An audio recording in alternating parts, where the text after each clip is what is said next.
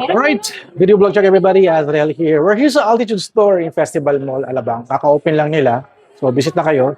So, on my hand, it's the Insta360 Luna Ultra. Finally, a gimbal camera na may telephoto zoom lens. Ito na inaantay nating lahat eh. So, ito yung itsura niya. Casing pa rin din siya. Parang solo unit is around 42,000. Tapos yung creator combo, I think sa mga 63,000.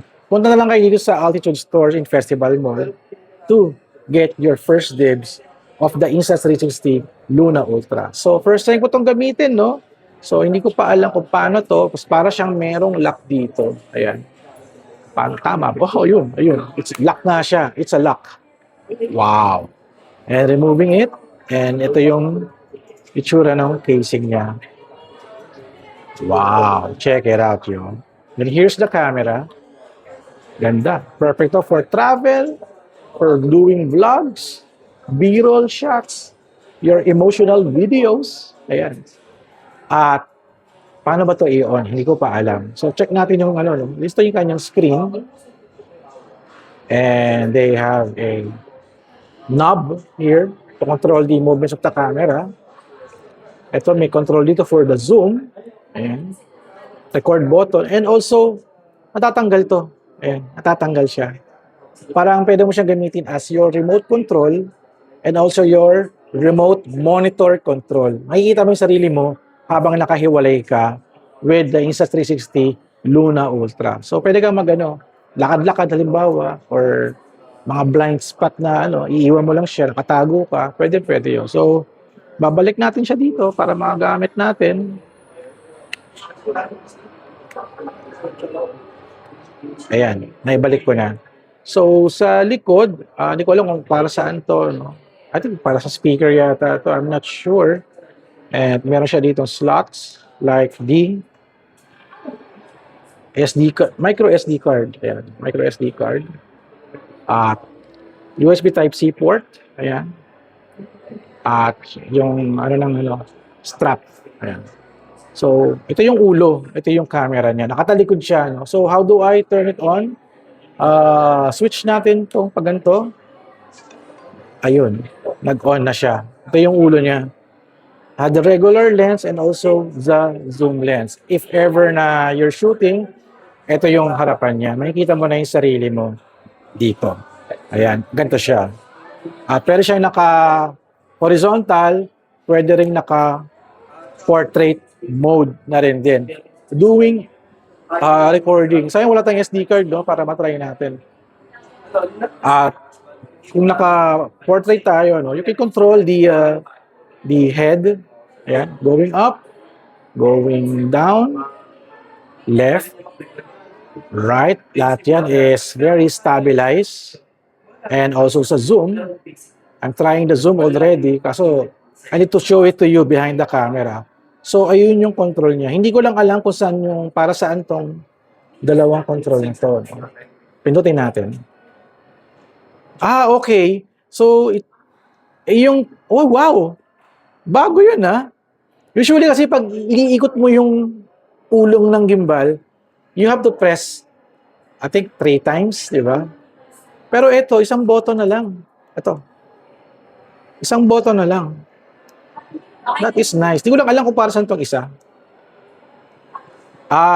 It's a automatic zoom. Kung ayaw mo gamitin to, pwede mo itong gamitin. Ayan, 1x na. 1x. 2x. 3x. 4x. 12x. Hanggang 12x lang siya. Hanggang 12x. Okay to. Para mas maganda to. Ganda siya, no? So, habang nakaganto siya, switch mo lang siyang ganun. Ayan. To record in horizontal mode. Nakakatakot. Kaya talaga may strap talaga. Kasi feeling ko mabibitawan ko siya It's very compact. Kung gusto ko siyang mag-remote vlog, tanggalin ko lang to. Ayan. Naka-remote vlog na siya. I can do this and hold this and I can see myself recording. Kahit iwan ko lang to. So wala siyang tripod walang tripod eh. Kung may tripod tayo, gusto ba natin siyang ibalik nang walang kahirap-hirap, baliktad pa ilalagay ko. Ganun kadali. Connected na siya. So, habang nakakabit siya, nag-charge siya rin yung controller and monitor. Galing. So, switch tayo sa back of the camera para mapakita ko sa inyo yung ating hands-on with the Insta360 Luna Ultra na binebenta ni Altitude Store in Festival Mall. Let's check it out, yo. Alright, video blog check. Alright, guys. This is a close-up look of the Insta360 Luna Ultra. Let's do the hands-on test right now. So, power it on. Pwede ata to, no? Pwede yung power button or pwede rin yung screen. Off natin ulit. Ayan. Pwede yung power button or pwede yung screen, which is, gagawin mo lang siya. Automatic power on na siya. Ayan. So, kanina, no, they have a button, pero gusto ko mag-shoot ng portrait mode. Halimbawa, portrait mode tayo. Ayan. You can click here sa right side button to switch sa front camera. Ang galing. Hindi mo na kailangan mag-dot-dot na ng ganun. So, ito, one button na lang. Which is, first time ko na nakakita sa gimbal camera na ganun. Ito yung zoom niya. 2x, 3x, 6x, 12x, and yung maximum niya, 12x. So, kahit mag-food shots kayo, kuwang-kuha na. Pero you can also use this to zoom in. Kung medyo smooth yung pag-zoom ninyo, ayan, pwedeng-pwede. At you can use this knob to control the head of the camera. Oh my God, di ko nga nakita yung camera eh. Oh my God. Ang tindi. Kita natin si Aaron, no? Zoom out tayo. Paano tayo mag-zoom out? Ayun, kailangan talaga pag ganun. Yan si Aaron, model natin. For tracking, for tracking, ayan. Auto-tracking na siya. Niscan ko na siya. Naka-start deep tracking siya. Ayan. Kahit saan tayo pumunta, naka-tracking yung camera niya. So, paano ko ito i-cancel? I think double tap yata yan. Na-cancel ko na. Galing. You can also do video mode. Pwede rin photo mode. May panoramic, time shift, time lapse, slow-mo, pure video kung mga low light conditions, no? And video. And for the settings, like the Insta360 Ace Pro, no? Meron din siya, yung controls niya. 3K, 60 FPS, grabe. Ang tindi naman ito. Naka 3K.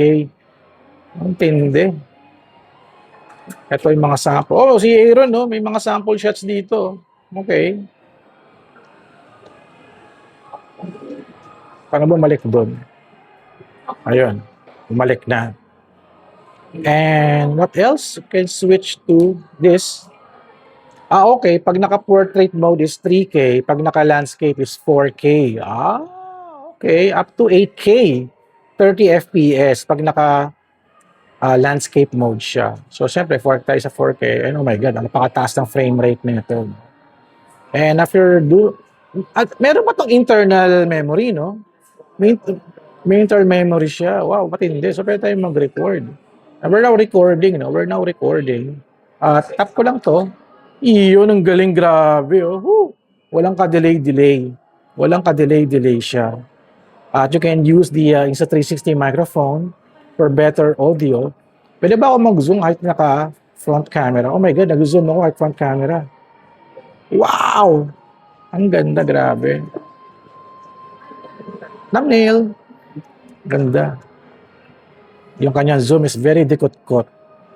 So, smooth yan. Very smooth, no? Tapos, click ko lang to. Diba, ano? Oh, yung buttons pa rin, eh. By step. So, ito, bawa, naggalaw-galaw kayo, no? Pwede mong double tap pa rin to para bumalik sa dati. Okay, pwede pa rin double tap pa din para bumalik. Pwede din dito. Oo, pwede nga rin, eh. Ayun, kasi pag double tap, pag babalik mo sa position yung camera. At kung mga sanay kasi, iba kasi ito yung ginagamit nila. Mag one button. Pero ngayon, ito na pipindutin mo. Mas madali. Mas madali siya. At I'm still recording, oh my God. 4K 60 FPS pa naman din tayo. So, ayun, this is the Insta360 Luna Ultra. Finally in the flesh. Check it out yun na lang dito sa Altitude Store in Festival Mall. Alright, thank you guys for watching. So kita-kits sa next video. Don't forget to subscribe, like, and comment. And I'll see you guys at the next video vlog adventure. Alright, kita-kits.